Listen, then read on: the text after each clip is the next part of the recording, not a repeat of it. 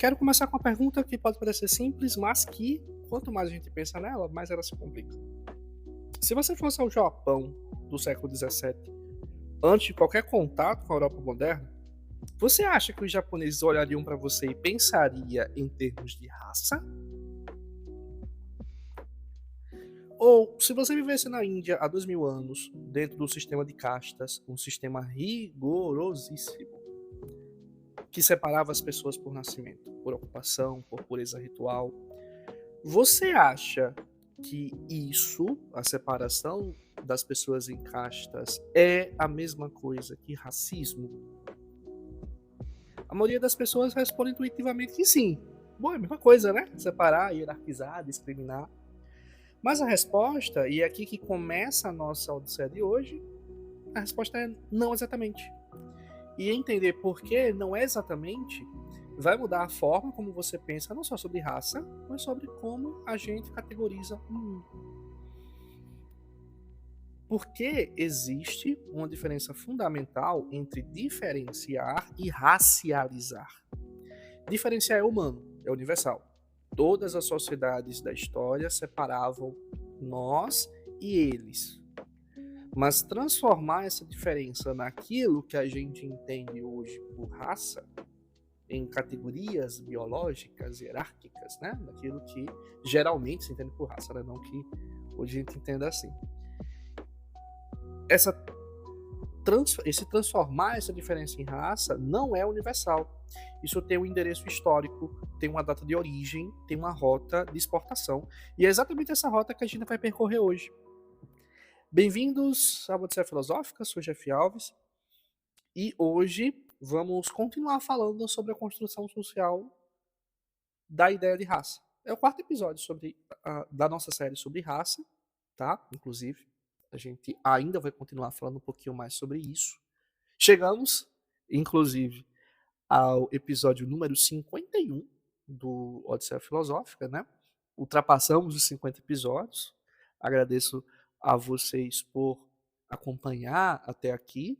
Só estamos nesse número graças a vocês estarem aqui presentes sempre acompanhando, tá? Inclusive, vale ressaltar que essa discussão sobre raça, sobre direitos humanos, foi uma discussão que fez o podcast alcançar pela primeira vez um saldo negativo semanal de seguidores. Ou seja, foi a primeira vez, desde quando a gente começou, que a gente teve uma semana onde saiu mais gente, deixou mais gente nos seguir em relação às pessoas que começaram a seguir, tá? Já mostrando que realmente é um assunto que leva à discordância, sim, mas que faz com que a gente separe aquelas pessoas que realmente gostam das discussões que a gente faz aqui das pessoas que realmente não gostam desse tipo de discussão. Tá tudo bem, tá tudo bem, tá? Então, a gente vai perguntar hoje, o que acontece quando a ideia europeia de raça viaja para outros cantos do mundo? Ela simplesmente se instala ou ela se transforma? E o que essas transformações nos dizem sobre o que raça realmente é? Vamos pensar juntos. Deixa eu começar com algo que parece óbvio, mas que, na verdade, é um dos insights mais importantes que a filosofia pode oferecer sobre esse tema. A diferença humana é universal. Em toda a sociedade da história, sem exceção, existe uma forma de separar o nós do eles, ou os de dentro dos de fora, os que pertencem e os que não pertencem. Isso é estrutural, faz parte da organização simbólica da vida em grupo. Agora, as sociedades usam critérios muito diferentes para fazer essa separação: língua, religião, linhagem familiar, ocupação, grau de pureza ritual, localização geográfica, afiliação política. A cor da pele como critério primário e determinante não é a regra nesse tipo de categorização, é a exceção. Pensem comigo, no Japão pré-moderno, antes do século XIX, havia formas severas de discriminação contra os burakumin, que eram a antiga casta dos párias. A gente pode pensar assim, tá? e contra os Ainu, o povo indígena. Mas o critério não era primariamente a aparência física, era a linhagem, a ocupação, a impureza ritualística. Já na Índia, né, na Índia do sistema de castas, um dos sistemas de hierarquia social mais complexos e duradouros da história da humanidade, as castas incluem pessoas de todas as cores de pele. Brahmin de pele clara e Brahmin de pele escura coexistem dentro da mesma casta. Intocáveis de pele clara existem, assim como os de pele não clara.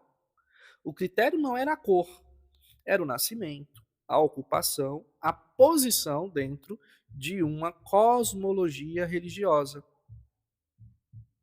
E na China, a distinção fundamental era entre civilizados e bárbaros, não entre brancos e não brancos. Era entre quem seguia os ritos confucianos e quem não seguia esses ritos confucianos. Essa separação entre civilizados e bárbaros era dentro daqueles que seguiam ou não seguiam esses ritos confucianos. E o que isso quer dizer? Quer dizer que a necessidade de diferenciar é humana e universal. Mas a forma racial de diferenciar, usando a biologia, o corpo, a herança genética como critério central e hierárquico, essa forma não é universal. Ela tem uma origem, tem uma história e foi exportada.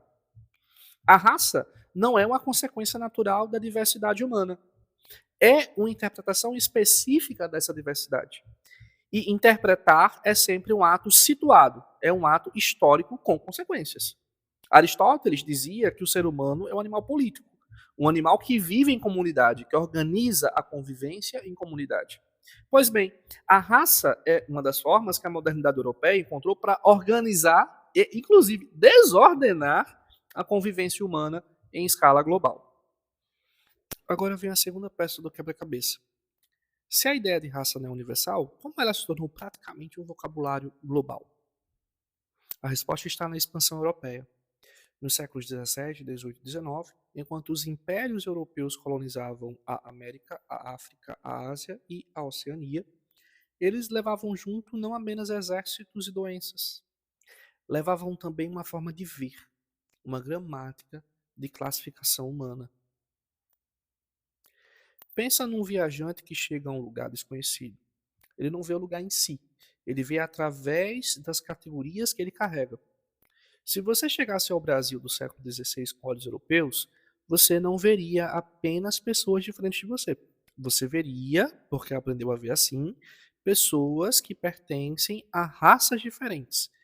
E você classificaria, hierarquizaria, justificaria. Foi mais ou menos isso que aconteceu em escala planetária. Os europeus chegavam a novos territórios e, junto com os exércitos e as bíblias, chegavam os cientistas, os etnógrafos, os antropólogos físicos, com suas fitas métricas, seus cadernos de campo, seus mapas e seus censos. E o que é que eles faziam? Classificavam, mediam crânios, catalogavam traços físicos, dividiam populações em tipos, hierarquizavam esses tipos seguindo uma escala que convenientemente colocava os europeus no topo. E o mais fascinante, ou o mais perturbador, é que essa classificação não era neutra. Ela vinha sempre embutida numa justificativa. A ciência racial do século XIX não apenas descrevia diferenças, ela as explicava. E a explicação sempre servia para algo, para justificar a dominação, a escravidão, a exploração de territórios. Como diria Foucault, e aqui a filosofia encontra a história, o saber e o poder andam juntos. Quando você nomeia, classifica e hierarquiza, você também governa. E aqui está o ponto que eu quero que você leve para casa deste bloco de informações. A ideia de raça não simplesmente colonizou o mundo. Ela interagiu com as hierarquias locais que já existiam. E nessa interação, ela também se transformou. E as sociedades locais também se transformaram. Isso é o que a gente vai ver agora. Vamos começar pelo Japão. E vou te contar uma história que eu acho que vai te surpreender. Os Burakumin, esse nome Burakumin, provavelmente você nunca ouviu. São um grupo de pessoas que sofreram, e ainda sofrem em certa medida, uma discriminação severa no Japão, por séculos. Foram os párias da sociedade japonesa. Viviam em bairros separados, não podiam se casar com pessoas de outros grupos, eram associados a ocupações consideradas impuras, curtir couro, lidar com animais mortos, cuidar de cadáveres. Aqui entra um detalhe fascinante. Fisicamente, os Burakumin são indistinguíveis dos outros japoneses. Não há diferença na cor de pele, no formato dos olhos, na textura de cabelo. Não há nenhuma diferença visível. A discriminação existia e existe baseada no sangue, em linhagem, em documentos históricos, em saber quem é descendente de quem. Isso é raça? Em certo sentido, sim. Há uma ideia de herança biológica, de sangue impuro, que se passa de geração em geração. Mas ela funciona de uma forma completamente diferente da ideia ocidental de raça baseada na cor da pele. E o que aconteceu no século XIX? Quando as teorias raciais europeias chegaram ao Japão com a modernização Meiji, quando o Japão deixou de, ou melhor, quando o Japão decidiu se ocidentalizar rapidamente para não ser colonizado, essas teorias foram incorporadas. O racismo científico europeu foi adotado como um saber moderno. E, de repente, as diferenças que antes eram explicadas por pureza ritual ou linhagem passaram a ser explicadas em termos biológicos. A raça europeia não substituiu a hierarquia japonesa. Ela a revestiu com uma nova linhagem. Uma linguagem, ou melhor, com uma nova linguagem. Com uma linguagem que, por se chamar ciência, parecia mais legítima, parecia mais definitiva. Então você teve ali o acréscimo, né, àquela visão, dessa visão ocidentalizada de raça. Já o caso indiano, ele é muito mais complexo e mais fascinante também. O sistema de castas indiano é um dos fenômenos sociais mais estudados e menos compreendidos do mundo. Tem mais de 3.000 anos. Envolve literalmente milhares de castas e subcastas. E, ao mesmo tempo, um sistema econômico, religioso, cosmológico e social. Mas aqui está o ponto. O sistema de castas não é primariamente baseado na cor da pele. Há pessoas de pele muito clara e muito escura em quase todas as castas. O que define a casta é o nascimento, a ocupação hereditária e a posição dentro de uma ordem religiosa que entende diferentes grupos como tendo diferentes graus de pureza. Quando os antropólogos britânicos chegaram, e a Índia foi uma colônia britânica por quase 2 séculos, eles viram o sistema de castas e pensaram, isso é raça. É a mesma coisa que a gente está fazendo na Europa. E então fizeram algo extraordinário. Aplicaram as ferramentas do racismo científico ao sistema de castas. Mediram crânios, entre aspas, né? Descobriram que as castas superiores eram arianas, descendentes dos invasores de pele mais clara que chegaram da Europa Central há 4.000 anos, e que as castas inferiores eram de raças primitivas, destinadas, sob a ótica do que se chama de darwinismo social, né? Sob a ótica desse pensamento de que a evolução das espécies também se dá no seio dessa história que a Europa está colocando como evolução das raças, essas castas inferiores eram destinadas à extinção. Isso não era apenas uma descrição, era uma legitimação. O colonizador britânico estava dizendo: olha, a hierarquia aqui não é invenção nossa, ela está na biologia. Com isso, ele justificava tanto a dominação colonial quanto a própria estrutura interna da sociedade indiana e, inclusive, aproveitava essa estrutura interna para, por meio desses contornos da dominação colonial, justificar essa colonização. A raça, mais uma vez, não criou uma hierarquia do zero. Ela encontrou uma que já existia e deu a ela uma aparência de lei natural. O que a Ásia nos ensina, e isso é fundamental para a nossa reflexão de hoje, é que a morfologia, ou seja, a aparência física, nem sempre foi o critério central de diferenciação. Há um detalhe que eu adoro nessa história, inclusive. Pinturas japonesas do século XVII mostrando encontros com missionários europeus. Sabe o que os artistas japoneses enfatizavam para diferenciar os europeus? O formato do nariz, a cor dos olhos, o tipo de cabelo. Mas sabe a cor da pele? Era representada igualmente. No Japão do século XVII, a pele branca dos europeus não era o traço distintivo primário entre japoneses e europeus. Eram outros traços. Porque eles não tinham ainda os óculos europeus de ver cor como raça. Isso para eles era um mero detalhe. Até que os óculos da raça chegaram e eles começaram a utilizar esses óculos também. Agora a gente vem aqui para mais pertinho, né? América Latina, um terreno que nos toca. A história racial da América Latina começa com um encontro, ou melhor, com uma colisão. Europeus, africanos, trazidos como escravizados, e os povos indígenas que já estavam aqui. 3 mundos, 3 histórias, 3 sistemas de organização social radicalmente diferentes, forçados a coexistir sob a dominação colonial europeia. O que surgiu dessa colisão foi algo que não existia em nenhum dos mundos de origem. Foi a mestiçagem, a mistura. E junto com a mistura, uma proliferação impressionante de categorias. Mestiço, mulato, zambo, pardo, mourisco, castizo.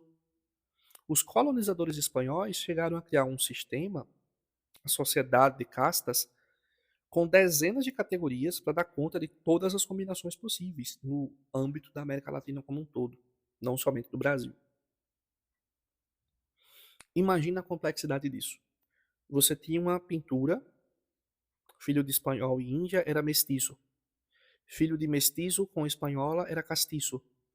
Filho de castiço com espanhola voltava a ser considerado espanhol. Cada combinação tinha um nome, uma posição social, direitos diferentes. Era como se a sociedade colonial estivesse ao mesmo tempo reconhecendo que a mistura acontecia e tentando desesperadamente controlá-la com classificações. Era preciso categorizar essas misturas que estavam acontecendo no seio da América Latina. No século XX, alguns intelectuais latino-americanos, e o Brasil foi o principal palco disso, diga-se de passagem, né?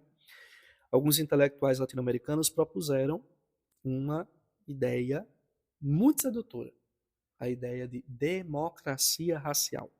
A ideia de que, por sermos um povo miscigenado, por termos misturado tanto as nossas heranças, o racismo não seria um problema aqui, como era nos Estados Unidos ou como era na África do Sul. Era uma ideia que tinha um elemento de verdade. De fato, o Brasil não adotou leis de segregação racial explícitas como o Jim Crow americano. Né? De fato, a mistura foi muito maior aqui do que lá nos Estados Unidos. Mas, este é um mas enorme, a ausência de segregação legal não é a ausência de hierarquia racial. E a realidade mostrou isso com dados. Quanto mais escura a pele de uma pessoa no Brasil, menores eram, e ainda são, inclusive, né? Menores eram seus salários, seu acesso à educação, sua representação em posições de poder. A mistura não apagou a hierarquia. Ela a tornou mais fluida, mais difusa, mais difícil de nomear e combater. O que é, a rigor, ainda mais sutil, ainda mais insidioso. E há outro lado dessa história que precisamos enfrentar com honestidade, já que estamos falando aqui de América Latina como um todo, que toca aqui o nosso Brasil, né? Muitos países latino-americanos, no final do século XIX e início do século XX, adotaram políticas explícitas de branqueamento. Incentivaram a imigração europeia. Promoveram a ideia de que, com o tempo, pela mistura, o povo latino-americano ficaria mais branco e isso seria um avanço civilizatório. Isso é filosófico e historicamente revelador, porque mostra que a mestiçagem na América Latina nunca foi valorizada como uma fusão entre iguais. Era uma escala, uma progressão em direção ao europeu, ao mais civilizado, ao que o darwinismo social chamava de mais evoluído. A mistura era celebrada, mas como caminho para o embranquecimento, não como valorização da diversidade em si. O importante, na ótica do darwinismo social para a miscigenação, era esse processo de embranquecimento, era esse processo em direção ao branco, né, ao europeu, que é o mais evoluído nessa percepção. É uma distinção sutil, mas fundamental, que a filosofia nos ajuda a ver. A diferença entre celebrar a mistura como destino e celebrar a mistura como etapa rumo a algo considerado superior. Quero fazer agora um movimento que é olhar para as anomalias, para os casos que não cabem na categoria, porque são exatamente esses casos que revelam que categoria é arbitrária. A gente poderia continuar falando de como era essa questão do encontro de raça com várias outras culturas, mas para fins didáticos vamos passar para essa ideia, né, dessas anomalias. Pensa comigo. Soldados americanos que foram combater na Guerra do Golfo nos anos 90 ficaram perplexos ao ver sauditas e iemenitas. Por quê? Porque muitos deles tinham cor de pele, textura de cabelo e traços faciais que, nos Estados Unidos, os classificariam como negros. Só que eles eram árabes. E aí vem a pergunta: eles são negros? São árabes? São uma raça diferente? Qual o critério que a gente usa aqui? Ou pensa nos povos indígenas australianos. Alguns têm cabelo loiro e ondulado, e pele muito escura ao mesmo tempo. Esse fenótipo simplesmente não cabe na categorização racial ocidental. Não é negro no sentido americano, não é branco, não é asiático. É algo que as categorias não conseguem abarcar. Essas categorias de raça que o Ocidente criou. Ou pensa nos melanésios, povos da Oceania que têm pele muito escura e cabelo louro naturalmente. Traços que, na categorização racial ocidental, são completamente contraditórios. A gente até pode também falar que é possível você encontrar na história humana de modo geral, né? Não necessariamente agora, é possível a gente encontrar um negro de cabelo ruivo. Porque é como a gente viu, né? Essa questão da gente associar a cor de pele a várias outras características físicas não é respaldada pela genética, tá? Então, mas entendo, né? Justamente por não ser respaldado, se você encontra uma pessoa de cor negra com cabelo ruivo, você categoriza como o quê? Né? O que esses casos nos dizem? Nos dizem que os traços físicos humanos não vêm em pacotes. Não há um conjunto de características que sempre andam juntas e formam uma raça. A cor da pele evolui independentemente do tipo de cabelo, que evolui independentemente do formato de rosto, que evolui independentemente dos olhos. A biologia produziu variação contínua e não agrupada. A cultura produziu categorias discretas e hierarquizadas. E quando você tenta encaixar a variação contínua nas categorias que são discretas, você inevitavelmente produz anomalias perante essas categorias. Casos que não se encaixam nessas caixinhas que foram criadas.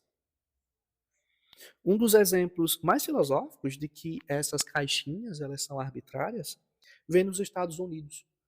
A famosa One Drop Rule, a regra da gotinha de sangue. Durante a era da segregação, e por muito tempo depois, nos Estados Unidos havia uma regra não escrita e, às vezes, inclusive, escrita em lei. Qualquer pessoa com uma única gota de, entre aspas, sangue negro nos seus ancestrais era classificada como negra, mesmo que a sua pele fosse branca, mesmo que seus traços fossem europeus, mesmo que ela nunca tivesse conhecido uma família negra na vida. Uma gota de sangue. Isso, filosoficamente, revela algo fundamental. Raça não é sobre aparência. É sobre linhagem. É sobre o lugar que a sociedade atribui a você. É sobre o que o olhar do outro projeta em você por conta do seu corpo.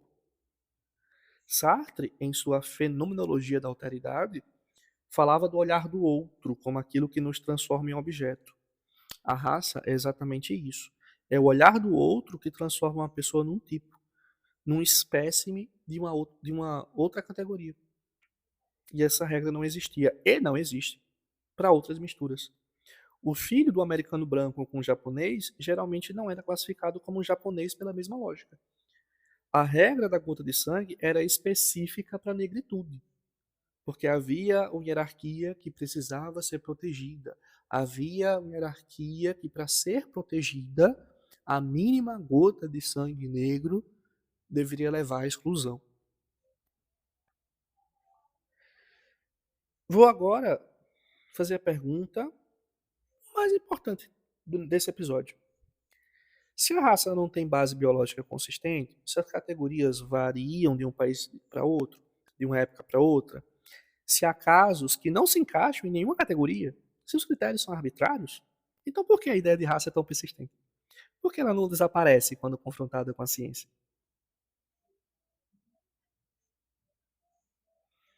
A resposta filosófica é essa, porque a raça não é uma teoria sobre o que as pessoas são. É uma, entre aspas, tecnologia de poder. É uma ferramenta de organização social, econômica e política.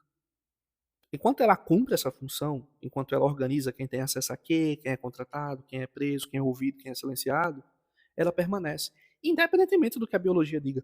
Até porque a gente viu que não foi bem a ciência que criou essa categorização, né? Houve o fenômeno lá da colonização e a ciência tentou justificar isso. Tentou justificar isso, né? A gente sabe que não há respaldo científico algum hoje para continuar afirmando isso. Mas a importância dessa categorização nunca foi uma importância científica, né? Nunca a ciência nunca foi aquilo que realmente estava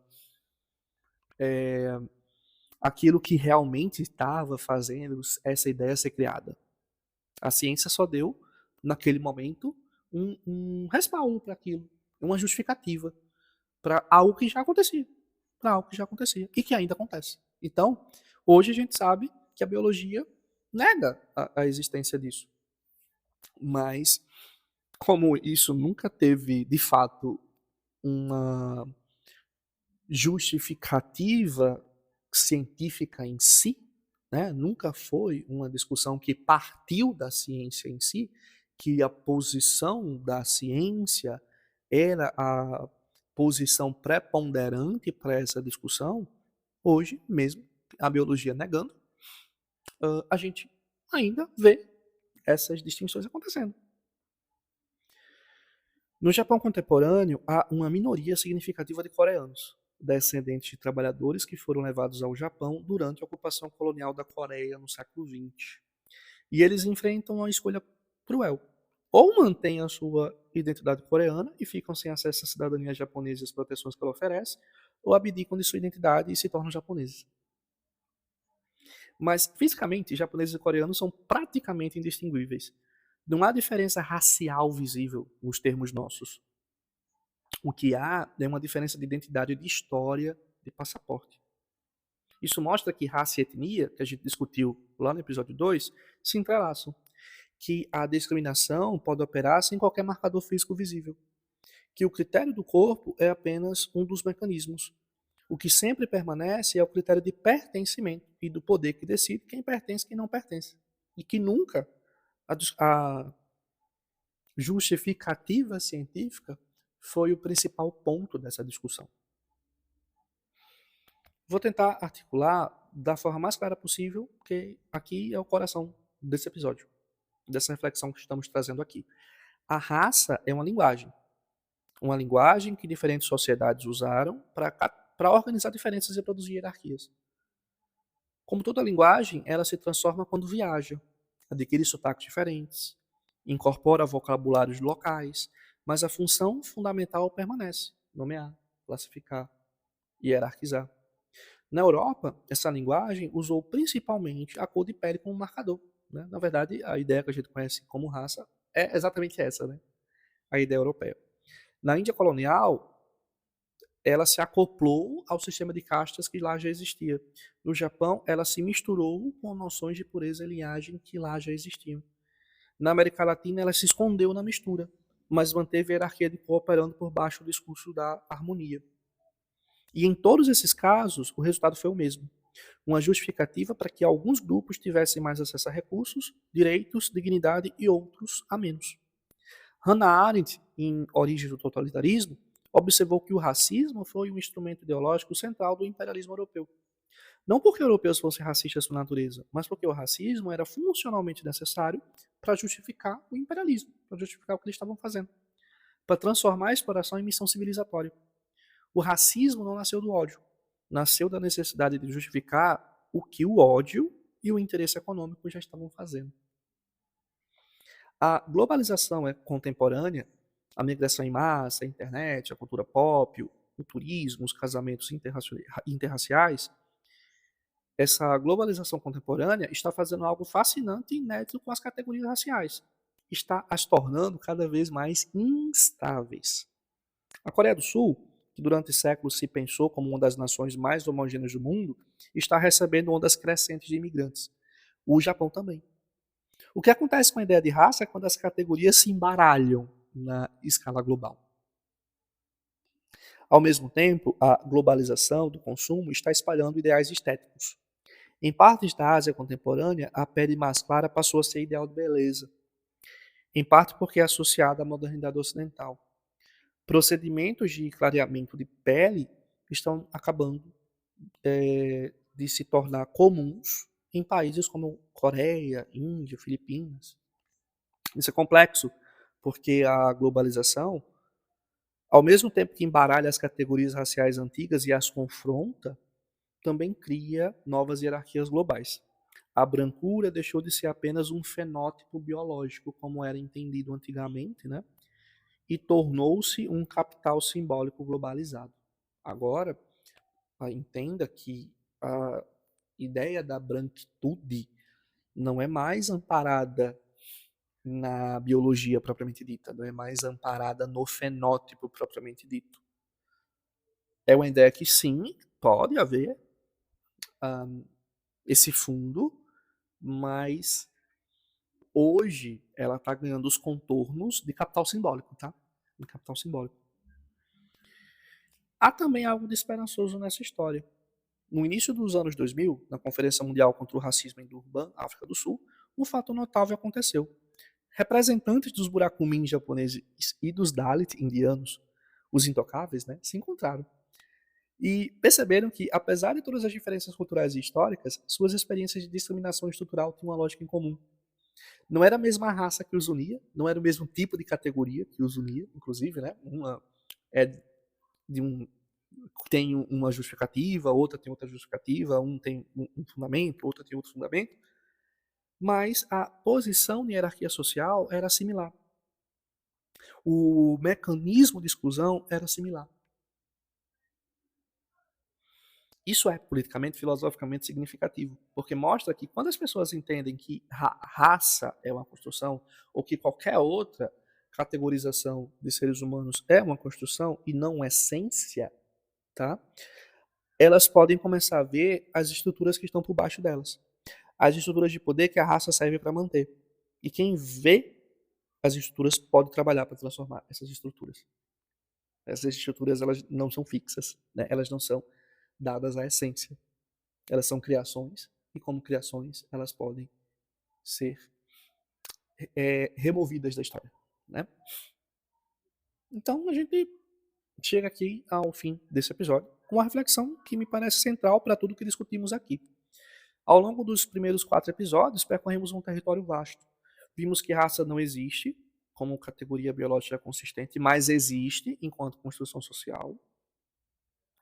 Que a diferença entre raça e etnia é mais do que semântica, é política, que a ideia moderna de raça tem uma origem histórica específica na Europa dos séculos XVII ao século XIX, né, com um pezinho ali também nos Estados Unidos, e hoje que essa ideia viajou pelo mundo, transformando-se, adaptando-se, acoplando-se a outras estruturas de hierarquias locais, mas mantendo sempre a mesma função essencial. E aqui está o que eu mais quero que você leve do episódio de hoje. Compreender que raça é uma construção histórica, não é diminuir o sofrimento de quem sofreu e sofre por causa da ideia de raça. É exatamente o contrário. É levar esse sofrimento a sério o suficiente para entender sua causa real, não na natureza, não na história, não no destino, mas nas escolhas humanas. Porque se a raça foi construída historicamente, ela pode e precisa ser desconstruída historicamente. Não da noite para o dia, não por um decreto, mas pela transformação lenta, difícil e necessária das estruturas que a sustentam. Aristóteles dizia que nos tornamos aquilo que repetidamente fazemos. Nossas categorias, nossas classificações, nossos preconceitos são hábitos do olhar. Hábitos que podem ser desaprendidos, não com facilidade, mas com consciência.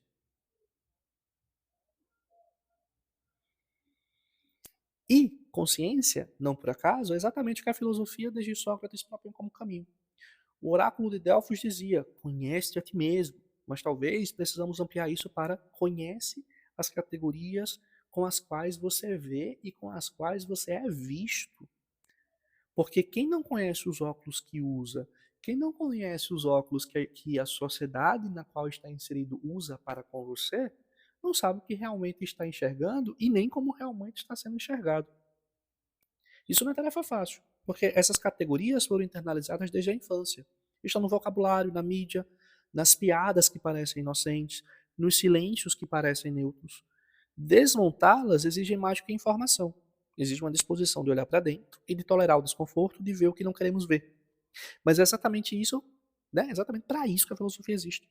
Não para nos confortar com respostas prontas, mas para desconfortar com as perguntas certas. Fazermos refletir através dessas perguntas, né? E darmos as nossas respostas com base em todos esses pressupostos que a gente discutiu. Obrigado por ter percorrido esse episódio até aqui. Esse foi de longe, né? Um projeto denso, longo, né? O mais longo que a gente está fazendo, possivelmente. Querendo ou não, essa discussão de raça, ela não se separa da discussão de direitos humanos, tá? Ela não se separa. E não é porque é denso que não é significativo. Muito pelo contrário, é super significativo.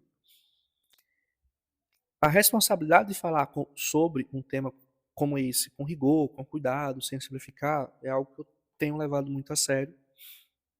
Tá? Então, se você chegou até aqui, já sei que você é o tipo de pessoa que não foge das perguntas difíceis. Isso é raro. É exatamente isso que faz a filosofia acontecer. Sei que algumas pessoas não gostam, foram embora. Tudo bem, vão continuar indo. E nos próximos episódios vamos continuar com esse tipo de discussão. Com outros temas, com outras perguntas, outras odisseias. Mas ainda assim, no próximo episódio a gente vai continuar falando sobre raça, sim. Tá? Hoje a gente falou sobre a exportação da ideia de raça, né? Sobre como isso foi acontecendo na Ásia, na América Latina, como essas categorias foram sendo confrontadas no processo, que essa raça hoje é uma espécie de linguagem de poder, a branquitude acaba sendo vista como um capital simbólico, né, e tudo mais. A gente vai encerrar por cá, né? Eu peço desculpas, eu não sei como é que vai ficar a gravação no final, porque quando eu estava começando a gravar o episódio, começou a ter uma aula de dança aqui perto e não sei se vocês escutaram a música ao fundo. Eu parei de gravar o episódio e voltei na sequência, né? E quando eu voltei a gravar, começaram a tocar uma música em algum carro aqui perto e também ficou com um sonzinho de fundo. Então peço desculpas se ficou algum som de fundo na se ficou algum um som de fundo no áudio, mas ainda assim vou tentar ao máximo reduzi-lo no processo de edição, tá? E continue fazendo esse episódio para que a gente tenha mais ou menos ali no timing que eu tenho entregue esses episódios dessa série. Tá bom? Então, obrigadão por ter acompanhado até aqui e até o nosso próximo episódio. Tchau, tchau.